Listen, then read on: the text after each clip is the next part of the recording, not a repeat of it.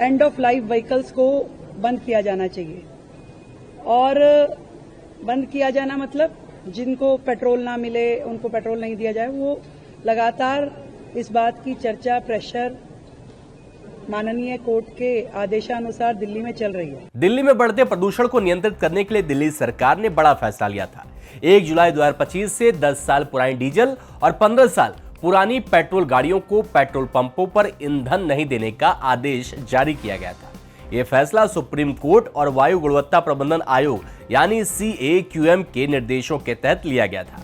आदेश में कहा गया कि दिल्ली के सभी पेट्रोल पंपों पर automatic number plate recognition ANPR कैमरे लगाए जाएंगे, जो पुरानी गाड़ियों की पहचान करेंगे।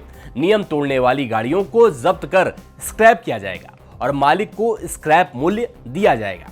आपको बता दें कि दिल्ली में करीब 62 लाख वाहन इस नियम के दायरे में आते हैं, जिनमें 41 लाख 2 पहिया और 18 लाख 4 पहिया वाहन शामिल हैं। वहीं दिल्ली सरकार में पर्यावरण मंत्री मनजिंदर सिंह सिरसा ने इस मामले पर पहले भी कहा था कि 31 मार्च के बाद 15 साल पुराने वाहनों को पेट्रोल नहीं मिलेगा। सुनिए। जितने 15 साल पुराने व्हीकल हैं, उन व्हीकल्स को 31 मार्च के बाद तेल देना बंद कर दिया जाएगा।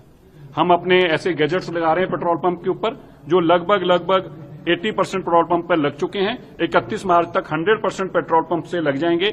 उसके बाद 15 साल पुराने व्हीकल को हम आइडेंटिफाई करेंगे और उसको कोई फ्यूल नहीं मिलेगा। आज ही हमारी सरकार इसकी जानकारी पेट्रोलियम मिनिस्ट्री के माध्यम से देगी कि आप कोई भी पेट्रोल पंप ऑनर जो है, मालिक जो है, वो 15 साल पुराने व्हीकल को डीजल पेट्रोल नहीं दे सकता। दूसरा, 15 साल पुराने जितने व्हीकल्स हैं उनको आइडेंटिफाई करने के लिए हम एक टीम बना रहे हैं जो उनको आइडेंटिफाई करेगी और उनको लाकर दिल्ली में नाउ एंटर कर सके और दिल्ली से बाहर निकाले जा सके। इसके लिए हमारी टीम अलग से काम करेगी। हालांकि ये नियम तब लागू नहीं हुआ था, लेकिन 1 जुलाई से इस नियम को लागू कर दिया गया। इस नियम के चलते दिल्ली की जनता में भारी नाराजगी देखने को मिली। कई लोगों को अपनी गाड़ियां कौड़ियों के दाम बेचनी पड़ी। एक वायरल वीडियो में दिल्ली के एक मर्सिडीज मालिक ने बताया कि उनकी 85 लाख की कार को मात्र 2.5 लाख में बेचना पड़ा। मायापुरी स्क्रैप मार्केट में लग्जरी कारों की बिक्री बढ़ गई, जिससे लोगों का गुस्सा भड़क उठा।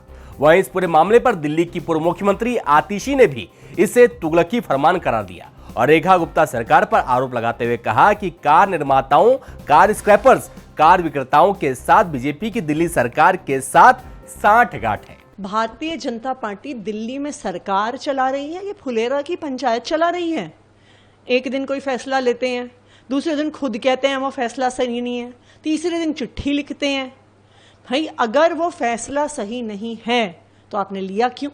और अगर लिया तो आप तुरंत वापस क्यों नहीं ले रहे? ये चिट्ठी खेलना क्या होता है? भारतीय जनता पार्टी की 4 इंजन की सरकार है दिल्ली में।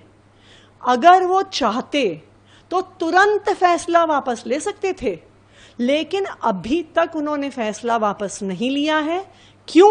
क्योंकि भारतीय जनता पार्टी की गाड़ी बनाने वालों से, गाड़ी स्क्रैप करने वालों से, गाड़ी बेचने वालों से सांठगांठ है।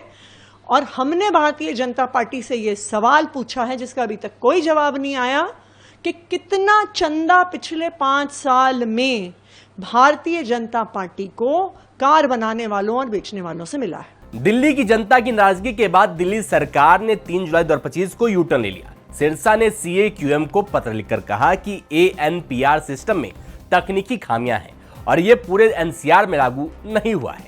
यह नियम व्यवहारिक नहीं है। उन्होंने सुझाव दिया कि प्रदूषण स्तर के आधार पर नियम बनाए जाए और पूरे NCR में एक समान लागू हो। उनको ये जानकारी दी है कि जो ये ANPR कैमरे लगाए थे, CAQM के चेयरमैन साहब को हमने अभी चिट्ठी लिखकर ये जानकारी दी है। उनको हमने बताया कि जो ANPR कैमरेस लगाए हैं, ये रोबोट सिस्टम नहीं है। अभी तक इनके अंदर बहुत सारे चैलेंजेस हैं। इसके साथ ही इसमें एरर्स भी आ रहे हैं और इसकी इंप्लीमेंटेशन में दिक्कतें और चैलेंजेस भी हैं। हमने ये भी बताया कि किस तरह से गुड़गांव, फरीदाबाद और गाजियाबाद और बाकी NCR के अंदर भी ऐसा कोई कानून अभी तक लागू नहीं हुआ। अगर कोई दिल्ली में नहीं फ्यूल मिलेगा तो उसको जाके गुड़गांव में, फरीदाबाद से ले लेगा। तो इसका लाभ कैसे होगा? इसका लाभ तभी होगा जब इसको रोबोट सिस्टम किया जाए और सारी जगह पे बराबर किया जाए। वह इस मुद्दे पर हमारे सहयोगी चैनल NB न्यूज के संवाददाता ने दिल्ली वासियों से खास बातचीत की। सुनिए उन्होंने क्या कहा। बहुत कम दाम में मिल रहा है गाड़ी तो। जैसे कि SUV है, जैसे कि 2017 मॉडल है, उतने 5.5-6 लाख रुपए की मिल रही है। इसका होता है 7-8 लाख रुपए। बाहर के लोग ही खरीदे, राजस्थान हो गए, गुजरात हो गए, बाहर के लेके जा रहे, दिल्ली वाले नहीं ले रहे। ये सरकार की पॉलिसी है। दिल्ली के अंदर जो 15 साल से ज़्यादा का या 15 साल से अधिक समय हो गया उन गाड़ियों के लिए सरकार ने नोटिस निकाला है। और उससे क्या सबसे बड़ी समस्या तो ये हो गई कि जिनके पास में मर्सिडीज गाड़ी है और मेरे पास में भी गाड़ी है, तो अब मेरे पास में फॉर्च्यूनर है, तब ऐसी स्थिति हो गई कि ना उसको बेचना पड़ रहा है। और अभी मेरे दोस्त है एक राजस्थान का, तो उसने गांव में भेज दी, उसने मर्सिडीज को मात्र 25 लाख में भेज दी। उसने सर लगभग 1 करोड़ में खरीदा था। 25 लाख। अब क्या करें, मजबूरी हो गई। मैं सर फॉर्च्यूनर 40 लाख में आती। सर स्थिति ऐसी आ गई कि अगर कोई लेने के लिए आ गया तो मैं तो 5 लाख में बेच दूंगा। तो अब क्या करें, मजबूरी है। भैया कोई नहीं बेच रहा है, ठीक है। जिसके टाइम बचा होगा उसको तो पेट्रोल डीजल मिलेगा ही ना। जो एक्सपायर हो गई है उसको मिलेगा क्यों? तो उससे तो कोई फर्क ही नहीं पड़ रहा है ना। तभी बेचेगा ना जब टाइम होगा। अगर 2-3 महीने है तो NOC निकल रही है, जा रही है गाड़ी। हाँ, वो केवल उन्होंने उन गाड़ियों के लिए किया जो दिल्ली में खत्म हो गई, एक्सपायरी हो चुकी है। तो एक्सपायरी हो गई तो उसको वैसे नहीं मिलेगा, और वो रोड पे चलेगी तो वैसे ही बैन है। तो उसमें क्या फर्क पड़ेगा? कोई फर्क नहीं है। तो वो तो भैया एक्सपायर वाली गाड़ियों को ही तो बोला उन्होंने, वैसे थोड़ी बोला है। हाँ, बाई स्क्रैप ही होगी। जो स्क्रैप है स्क्रैप के रेट पे जा रही है, और जो वैसे मार्केट में टाइम बचा है उसको टाइम के हिसाब से जा रही है। मगर मार्केट की स्लो हो गई है। मार्केट स्लो हो गया है। हाँ, कोई कार खरीद नहीं रहा इस टाइम, ना पूछने आ रहा।